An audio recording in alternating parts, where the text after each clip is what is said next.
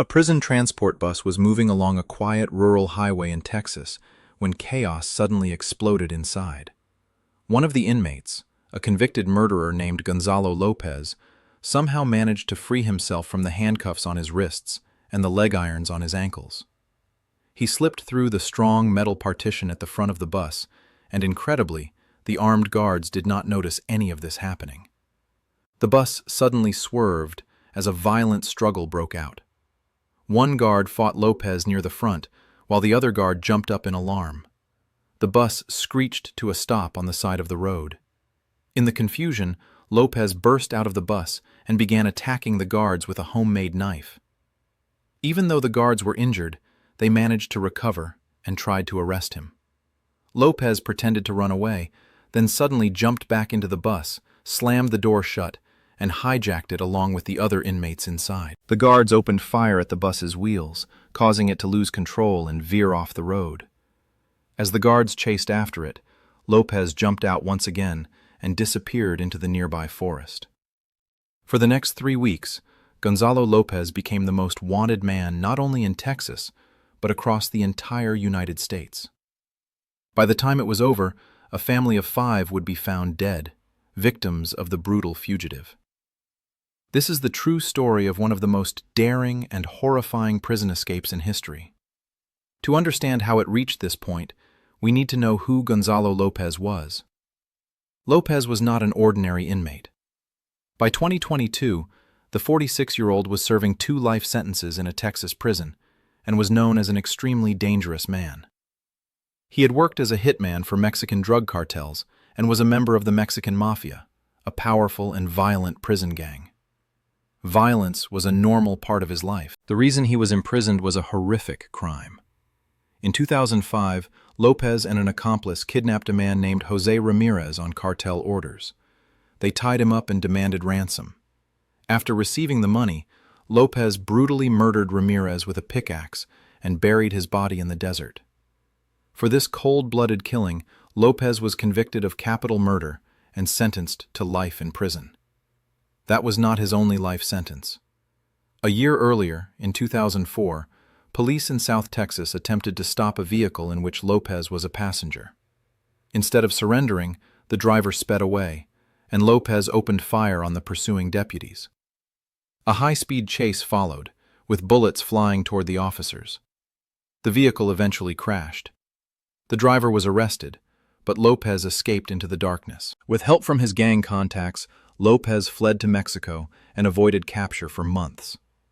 When he returned and committed the 2005 kidnapping and murder, law enforcement launched a massive operation to catch him. In 2006, after his trial, the judge sentenced him to life in prison twice, once for the murder and once for the attempted murder of police officers, making sure he would never be free. Locked inside a maximum security prison, Gonzalo Lopez knew he had nothing left to lose. He would either spend the rest of his life behind bars or die trying to escape. In the Texas prison system, he was known as a problem inmate, violent, ruthless, and always searching for an opportunity. Years passed, but Lopez never let go of the idea of escaping. Other inmates later said he had a cold, focused determination. He watched, listened, and waited for any weakness in the system. While routine and boredom broke most prisoners, Lopez refused to break. Instead, he quietly prepared. That opportunity came in May 2022. Lopez learned he would be transported from his unit in Gatesville to Huntsville for a medical appointment.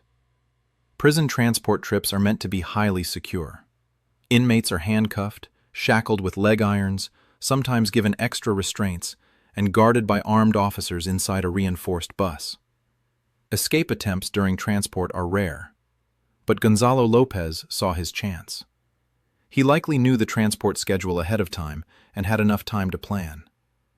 On the morning of May 12, 2022, a series of security failures helped him.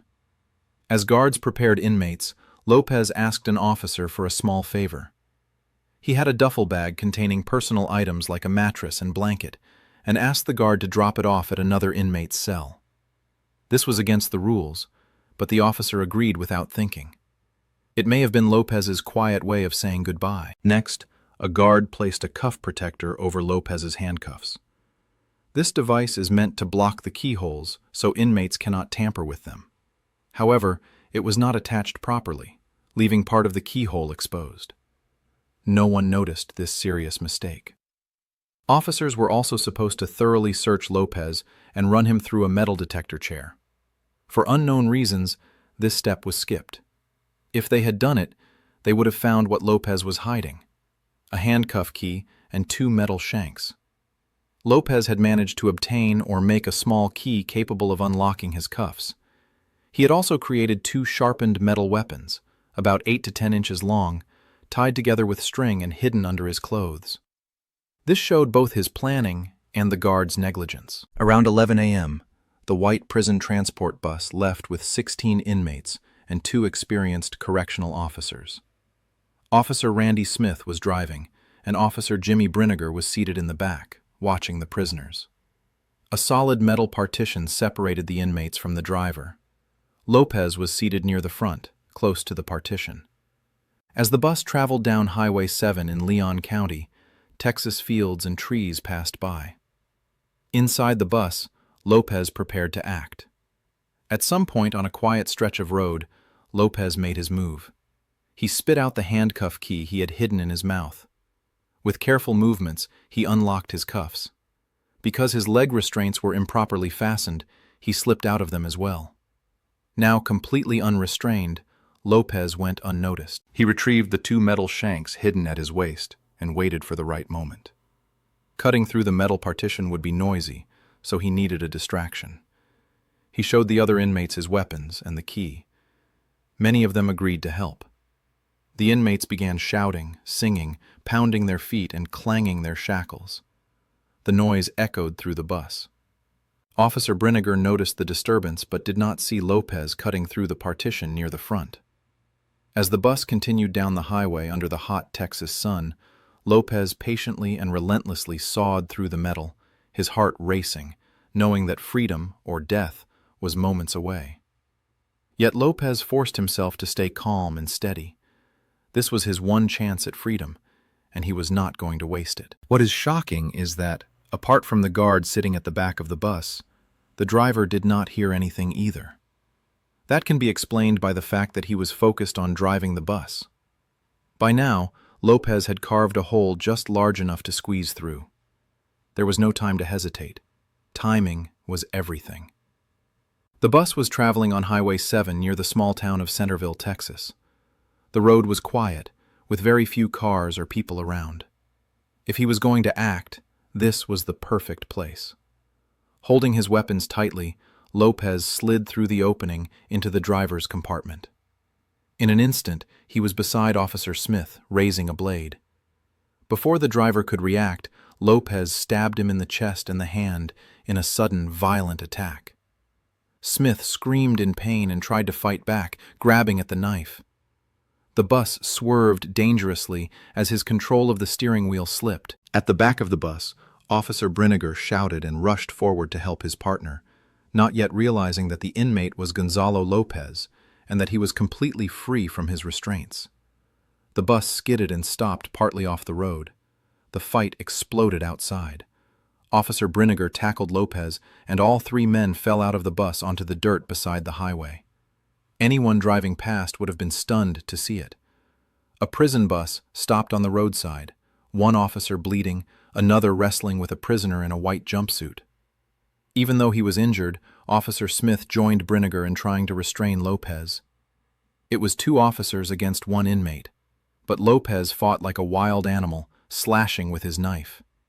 Driven by desperation, Lopez managed to break free. "He's getting away!"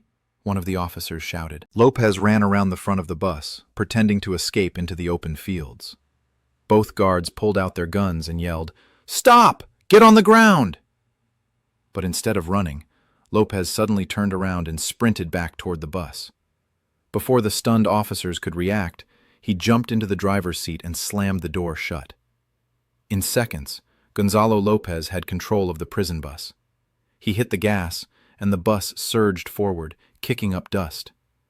Officer Smith and Officer Brinegar stood helplessly on the roadside, watching in disbelief as their own prison bus sped away, now driven by an escaped murderer. They raised their guns and fired again and again. Bang! Bang! Bullets hit the rear tires and the body of the bus. The tires burst with loud pops. Lopez struggled to control the heavy vehicle as it swerved down the road. He made it about 1 mile before the damaged tires and chaos caused him to lose control. The bus veered off the road and crashed into a ditch, coming to a stop in a cloud of dust and shredded rubber. The officers ran toward the crash, urgently calling for backup on their radios. "Inmate escape! Inmate escape! Shots fired! Officer down! Highway 7!" They knew time was running out, but Gonzalo Lopez did not wait. As soon as the bus crashed, he jumped out and ran straight into the thick forest nearby. By the time first responders arrived, they found only the empty bus and the wounded driver. Lopez had vanished into the vast woods. It was almost unbelievable. In broad daylight, on a public road, a dangerous prisoner had overpowered 2 trained officers and escaped. The incident sent shockwaves through Texas law enforcement. Within minutes, sirens filled the air. Police cars, state troopers, and sheriff's deputies rushed to the area. A large perimeter was set up near Centerville in Leon County. Officers armed with rifles searched the woods with tracking dogs. A helicopter circled overhead, using thermal cameras to scan for movement among the trees. This quickly became one of the largest manhunts Texas had seen in years. Back at the scene, medics treated Officer Smith's stab wounds. Thankfully, his injuries were not life-threatening, and he would survive. But the main priority was clear. Gonzalo Lopez had to be caught before he hurt anyone else. Residents were warned immediately about the escaped inmate. The Texas Department of Criminal Justice added Lopez to the state's 10 most wanted fugitives list. A reward of $15,000 was announced for information leading to his capture. As days passed with no sign of him, the reward was increased to $50,000. Lopez's face appeared everywhere on the news. He had a shaved head, a thick mustache, and cold, dark eyes. Helicopters, officers on horseback, canine teams, and dozens of deputies searched day and night. Thermal drones were used after dark. Authorities knew that if anyone could survive on the run, it was a man like Lopez. Still, day after day, he remained free. It was as if he had disappeared into the wilderness. Fear spread through Centerville and nearby towns. One local store owner said, "The town has really been on edge, especially those first 10 days when he was missing and nobody knew where he was." People were advised not to travel alone. Some residents armed themselves for protection. Lopez's violent past haunted everyone's thoughts. This was a man who had killed before without mercy, and now he was desperate and hunted. Authorities believed Lopez was still hiding nearby. Leon County is a rural area filled with ranches, open fields, forests, and hunting cabins that often sit empty during the week. Police suspected Lopez was breaking into abandoned buildings to steal food, water, or clothing. A TDCJ spokesperson said he could be entering empty barns or cabins to survive. For 3 weeks, nearly 40 patrol units continuously searched the area. Officers believed Lopez had not gone far. Maybe he was waiting for the search to slow down. Maybe he was waiting for the chance to steal a vehicle and escape. His ultimate goal was likely Mexico. With his cartel connections, crossing the border could mean safety. Law enforcement worked closely with federal agencies and monitored border crossings. But without a vehicle or help, Lopez remained hidden in the woods, at least for the moment. May turned into June, and Gonzalo Lopez was still free. Fear and uncertainty gripped the community. Officers were exhausted, and everyone kept asking the same question: how much longer could this go on? They got their answer on the afternoon of June 2nd, 2022, in the most tragic way possible. That day, a relative of the Collins family became worried. Mark Collins, 66 years old, owned a ranch near Centerville. He had taken 4 of his grandchildren there for a summer visit. They were supposed to be fishing and enjoying the peaceful countryside. The grandchildren, Waylon, 18, Carson, 16, Hudson, 11, and Bryson, 11, were loving kids from the Houston suburbs, excited to spend time with their grandfather. But by early evening on June 2nd, no one could reach them. Phone calls went unanswered. Filled with fear, a family member contacted the Leon County Sheriff's Office and asked deputies to check on the Collins Ranch. Around 6 p.m., a deputy arrived at the ranch property. The house was modest and quiet, set back from the road, with a large fishing pond in front. It looked peaceful, almost picture-perfect. But as the deputy approached, he immediately felt that something was wrong. The place was far too silent, and the family's truck was missing from where it was usually parked. The deputy went inside the house and walked straight into a nightmare. Mark Collins and his 4 grandchildren were all dead. The scene was horrifying. It appeared that they had been both shot and stabbed. Shaken and struggling to keep his voice steady, the deputy radioed for backup, reporting multiple deaths. Within minutes, law enforcement flooded the ranch, and investigators began working to understand what had happened. The connection became clear very quickly. A white Chevy Silverado was missing from the property, exactly the kind of vehicle a fugitive would steal. The extreme violence of the crime and the ranch's closeness to the escape area pointed to one conclusion. Gonzalo Lopez had been there. Authorities believe that sometime on June 2nd, Lopez either came across the Collins family by chance or deliberately targeted their ranch. He may have been hiding in the woods and saw an opportunity when they arrived. What is known is that he confronted the grandfather and the children, and a violent struggle followed. All 5 were murdered in cold blood by a desperate man on the run. After killing them, Lopez took several firearms from the house, including a rifle and a handgun. He then stole the keys to the family's pickup truck. Finally, he had what he needed to escape: a vehicle. Police immediately issued a statewide alert for the stolen white Chevy truck. Every law enforcement agency in Texas was warned. Officers focused especially on routes between Centerville, north of Houston, and the Mexican border. Authorities strongly believed Lopez would head south, possibly toward Laredo or another border crossing. That night, highways and back roads were heavily patrolled. They did not have to wait long. Just before 10 p.m. on June 2nd, a deputy in Atascosa County, south of San Antonio, spotted a white pickup truck on a farm-to-market road. It matched the description perfectly. When the deputy moved closer, the license plate confirmed it. This was the Collins family's stolen truck, and Gonzalo Lopez was driving it. Events unfolded quickly. The deputy quietly called for backup, and multiple police units began following the truck from a distance. They wanted to stop Lopez in a place where civilians would not be at risk. Lopez likely sensed that police were closing in, but he kept driving south, determined to reach the border. As he neared the town of Jourdanton, officers set up a trap. Units raced ahead and placed spike strips across the road. Lopez hit them at high speed. The tires blew out instantly, exploding with loud bangs as rubber shredded apart. He lost control of the truck. The vehicle swerved off the road, crashed through 2 telephone poles, snapped them apart, smashed into a fence, and finally came to rest in a field, surrounded by dust and debris.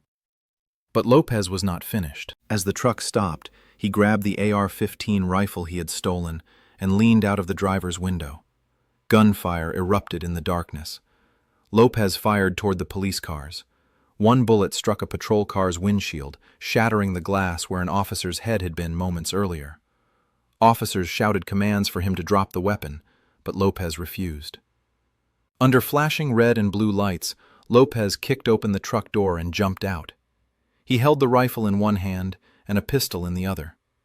Using the truck door as cover, he fired again at officers positioned around him. The night was filled with gunshots, muzzle flashes, and sirens. In that moment, Gonzalo Lopez made his final stand. This was a man who had killed before, who had survived weeks hiding in the wilderness, and who was now cornered. The officers were disciplined and heavily outnumbered him. They returned fire with controlled precision. A powerful barrage of bullets struck the truck and the area around it. Lopez was hit multiple times. He fell to the ground, dropping his weapons. "Cease fire! Cease fire!" someone shouted. Then there was silence, broken only by radio chatter and the fading echo of gunshots. Officers carefully approached the fallen man, weapons ready, but there was no movement. Gonzalo Lopez had been fatally shot. EMTs arrived and confirmed his death at the scene. It was finally over. Under the dark South Texas sky, with police helicopters overhead, the most wanted man in Texas lay dead, ending the terror he had unleashed. Remarkably, no law enforcement officers were injured in the shootout. As the news spread, people felt both relief and deep sorrow. Relief that Lopez could no longer hurt anyone, and heartbreak for the innocent family whose lives he had taken. In the days that followed, anger and serious questions were directed at the Texas prison system. How could this have happened? How could such a dangerous inmate escape during transport, overpower officers, and cause so much destruction? The Texas Department of Criminal Justice launched a full investigation and brought in outside experts. Their findings were severe. Officers had failed to properly search Lopez. The metal detector chair was not used. His restraints were applied incorrectly. Inmates were left unattended, breaking protocol and giving Lopez his chance. The review concluded that if even one of these procedures had been followed correctly, the escape likely would have been prevented. TDCJ leadership promised major reforms. Prisoner transports were temporarily suspended. New rules were introduced, including not telling inmates transport dates in advance, conducting stricter searches, improving restraint methods, and ensuring inmates are never left unsupervised. Officials also reviewed how Lopez had obtained weapons and tools, noting missed warning signs such as his attempts to acquire survival and weapon-making materials. For the Collins family and the community, those changes came too late. The story of Gonzalo Lopez remains a tragic reminder of what can happen when a highly dangerous man finds even the smallest crack in the system.